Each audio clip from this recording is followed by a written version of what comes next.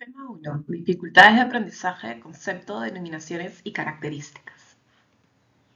Hoy en día, como agentes educativos, es muy importante comprender y entender las dificultades de aprendizaje, desde sus denominaciones, la historia, la clasificación de ellas mismas. Esto nos permite, como educadores, como psicólogos, como personas que trabajamos con niños con dificultades de aprendizaje, poder intervenir y poder detectarlas a tiempo y así responder a los niños que tienen diferentes necesidades educativas para poder saber cómo el niño está desarrollando los procesos de lectoescritura, de matemática, en qué medida podemos ayudarlo para ver que esas dificultades no solo sean dificultades en las cuales el niño no pueda, sino volver esas dificultades en potencialidades.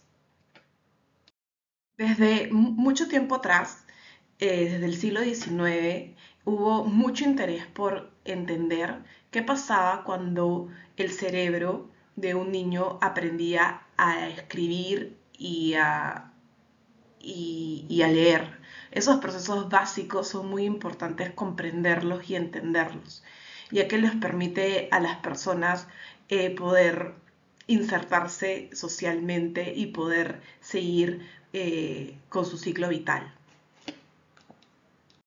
La Joint Commission en 1988 propuso un concepto para lo que significa las dificultades de aprendizaje. No hubo realmente un acuerdo total, pero es el concepto que manejamos hoy en día. ¿Qué es una dificultad de aprendizaje? Una dificultad de aprendizaje es un grupo heterogéneo de trastornos que se manifiestan con dificultades significativas que están relacionadas netamente al uso y adquisición del habla, de la escucha, de la escritura, del razonamiento, de las habilidades matemáticas. Algo muy importante es que perduran a lo largo de la vida de una persona y obviamente implica también una disfunción en el sistema nervioso central de esa persona. Obviamente hay otros factores, por ejemplo, los factores ambientales, los factores genéticos que también influyen. Pero algo muy importante de las dificultades de aprendizaje es que están permanentes a lo largo de la vida de una persona. Entonces, las dificultades de aprendizaje, obviamente, al ser persistentes y específicos, impactan en el inicio del aprendizaje de las personas cuando van a adquirir habilidades aritméticas, habilidades de lectura, de escritura, y obviamente esto influye en la vida de la persona e impacta en las diferentes áreas. Algo muy importante es que esos trastornos están vinculados al neurodesarrollo, es decir, que podemos observarlos desde unos signos de alerta o características, principalmente desde la educación infantil, pero observables los podemos ver en educación primaria cuando los niños inician con el proceso de lectoescritura y las habilidades aritméticas como suma y resta. No, obviamente, si no hay una intervención temprana, esto se agrava. Hoy en día existen dos manuales actualmente de clasificación en el cual se detallan los criterios diagnósticos y cómo se denomina cada trastorno. El primero es el DSM-5, que está elaborado por la Asociación Americana de Psiquiatría y en el cual lo abordan como trastorno específico de aprendizaje. Muchos especialistas de salud utilizan el DSM-5 para detectar dificultades de aprendizaje, de dislexia, de discalculia, también trastornos del lenguaje, TEA y TDAH, entre otros trastornos. Otro manual muy importante y que también utilizan muchas personas relacionadas a todo el área de salud es el CIE-11, que está elaborado por la Organización Mundial de la Salud y que la denominación en cuanto a las dificultades de aprendizaje lo denominan como trastorno del desarrollo del aprendizaje. Ambos son muy importantes cuando realizamos una detección temprana. Ahí podemos observar, si es que ustedes tienen el tiempo, pueden observar cada criterio diagnóstico. Es importante que cuando se hacen las evaluaciones pertinentes se puedan detallar los criterios diagnósticos para llegar a poder detectarlos de forma temprana. Bueno, algunas características de los niños con dificultades. Lo primero es que obviamente estos niños tienen problemas emocionales, experimentan baja autoestima, ya que al ser comparados con sus amigos, con el resto, ¿no? Al cuando los llaman a leer en voz alta, a deletrear, a realizar dictados, ellos experimentan esta ansiedad por no saber igual que el resto, ¿no? Y obviamente esta ansiedad también se ve reflejada a la hora de las evaluaciones y también a la hora de hacer las tareas. Y esto puede desencadenar en un fracaso escolar, que es algo muy importante que tenemos que observar a tiempo. Luego, la lentitud en la finalización de los deberes. Esto se debe a que obviamente les cuesta mucho finalizar las tareas y culminar los objetivos que se han trazado, ¿no? Tienen dificultades para procesar la información y esto hace que no sepan qué hacer al inicio, cuando se les pide la tarea y cómo culminar la tarea, ¿no? Y esto impacta en este rendimiento escolar. Otra característica importante es el tema de la atención.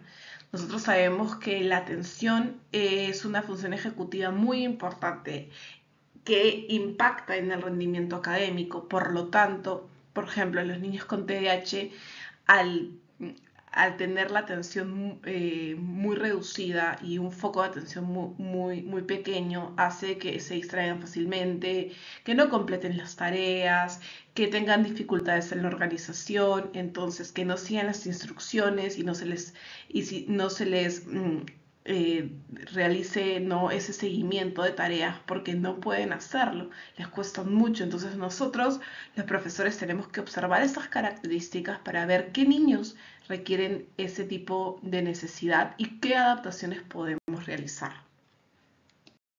Características importantes, por ejemplo, son las dificultades en la lectura, ¿no? Sabemos que los niños con dificultades de aprendizaje, especialmente los niños disléxicos, tienen dificultad en la decodificación de palabras, poder estructurar oraciones, su lectura es muy imprecisa, cometen muchos errores de inversión, de omisión. Entonces es importante ver y analizar si esto es un error sistemático, si siempre se ocurre o si es un error solo espontáneo, ¿no? Luego, dificultades en la escritura. Los niños normalmente tienen una motricidad fina muy por debajo, muy en desarrollo, ¿no? En el sentido de cómo su prensión pinza, cómo desarrollan esa tonicidad de todo el aparato fino, es decir, las manos, ¿no? La colocación de cómo utilizan los instrumentos como el lápiz, los plumones o lo que estén utilizando para poder escribir. Y eso da como resultado una letra muy legible, una letra muy difícil de leer y entender en cuanto al contenido. Otra característica son las dificultades en matemáticas, que las podemos ver desde educación inicial con niños que tienen dificultades para las nociones básicas.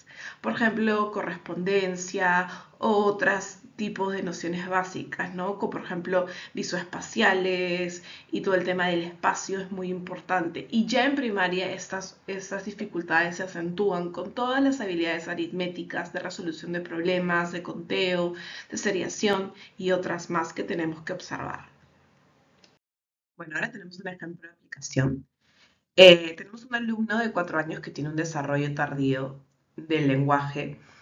Presenta deficiencias en la construcción orofacial de fonemas. Además, le cuesta reconocer los números y el aprendizaje de las nociones básicas de relación, correspondencia, y también le cuesta mantener la atención. Cuando realiza las actividades, se muestra disperso. ¿Qué características observamos que creemos que pueden ser evidentes y pueden ser signos de alerta?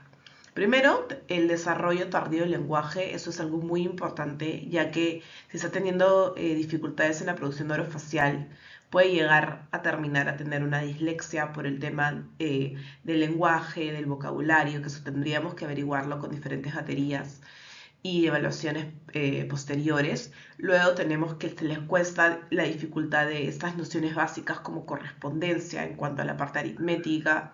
Y tenemos un factor atencional muy importante que siempre es importante mencionarlo, ¿no? El tema de que no culminan las tareas es muy importante verlo y observarlo. Como cierre entonces de esta primera unidad, tenemos que las dificultades de aprendizaje son un conjunto heterogéneo que es una dificultad persistente, permanente y significativa en cuanto a la adquisición de habilidades básicas, que son todas esas habilidades para leer, escribir, razonar, realizar cálculos, ¿no? Están originados por una disfunción cerebral del sistema nervioso y algo muy importante es que suelen empezar a manifestarse en la etapa escolar, ¿no? Como les dije, hay signos de alerta que los podemos ver muy tempranamente, pero la etapa escolar muy importante es la etapa primaria, donde los niños empiezan a leer, a escribir y también a realizar diferentes operaciones en cuanto a las habilidades aritméticas que el profesor y los padres tenemos que observar cómo va en ese proceso de aprendizaje y qué signos de alerta vamos observando.